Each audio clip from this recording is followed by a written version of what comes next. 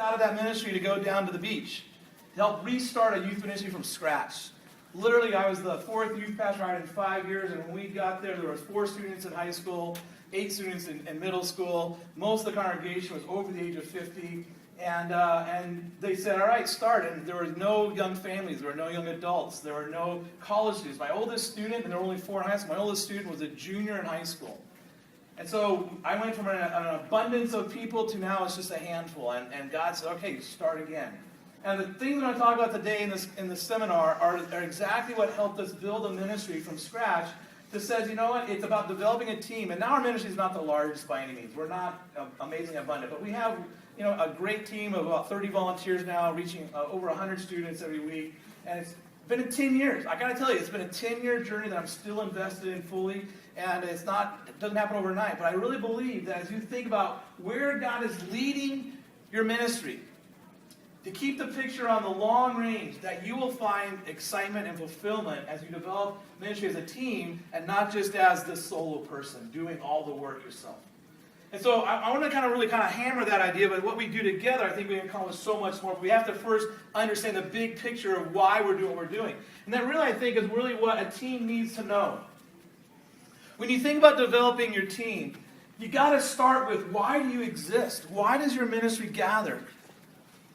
If you're doing youth ministry just because someone had to babysit the kids that night, then you probably are not going to empower a team to do that, because not very many people get excited about being the substitute teacher. Yeah. Right? Most people, they only do substitute teaching if they can't get the full-time teaching job, or if they just need a little part-time money. Most people don't say, I'm going to school and I'm doing all this work so I can be a substitute. They want more. They want to engage in something more significant. And so often I think people don't know really, why are we doing what we're doing? And this really comes back to the mission.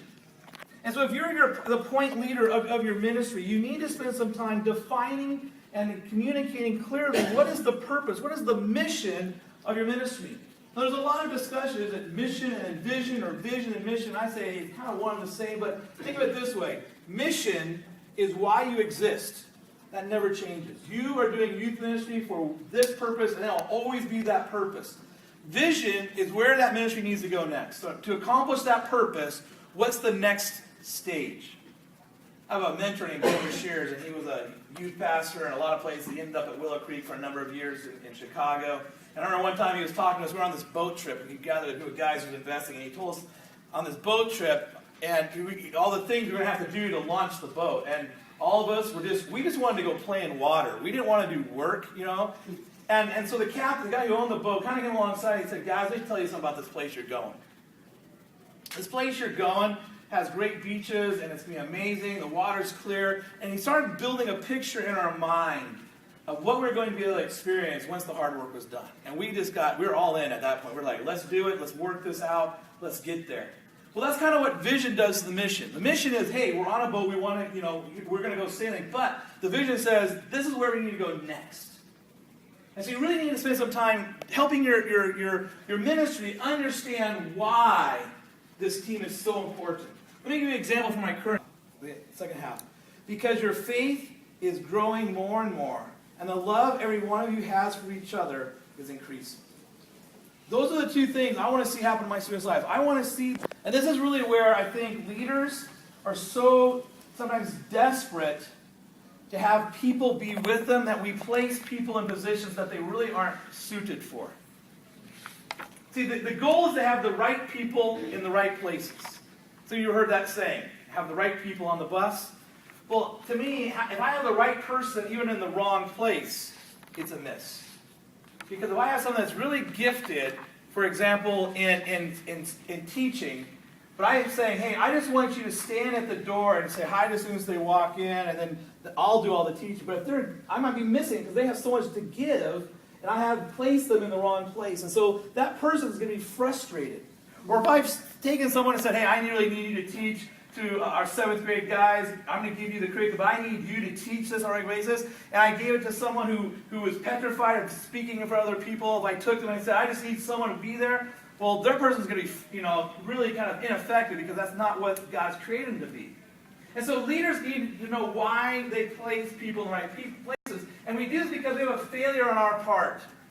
We have a failure on our part. If you're the one responsible for developing a team, Sometimes we fail to know the requirements to make the ministry role effective. In other words, what do we really need this person to be able to do? And that's where, as part of your expectations, I would encourage you to really have a job description.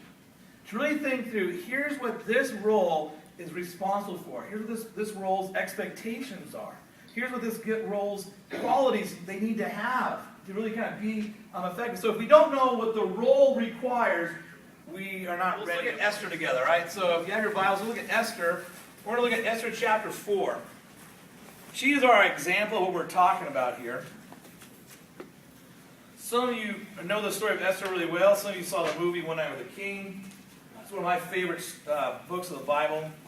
The story of Esther starts off with the king throwing a big drunken party and basically wanting to show off his current queen, Queen Vashti, to all these other guys. But she's tired of being paraded around as meat. Esther's after the book of Nehemiah. And so she says no, and so because all the nobles are afraid that basically all the other women will rise up and say no to them, they all convince the king to get rid of her and to find a new queen. And so they have a beauty contest where they basically select women from all over the empire to come in and go through these year of beauty treatments and then to have their one night with the king. And then whoever pleased the king the most would become the new queen. And so through what God did, God kind of orchestrated all the events. Interesting enough, God has never mentioned the book of Esther. But you can see God's providence all around it and all through it. And you definitely see that this book belongs in the canon. But so God places Esther as queen. She has a cousin named Mordecai, and Mordecai basically raised her and was kind of like her mentor and really invested her. And so Mordecai uncovers a conspiracy against the king and basically gets unrewarded for it. But Mordecai loves God, and so he fails to worship man. And so Haman wants to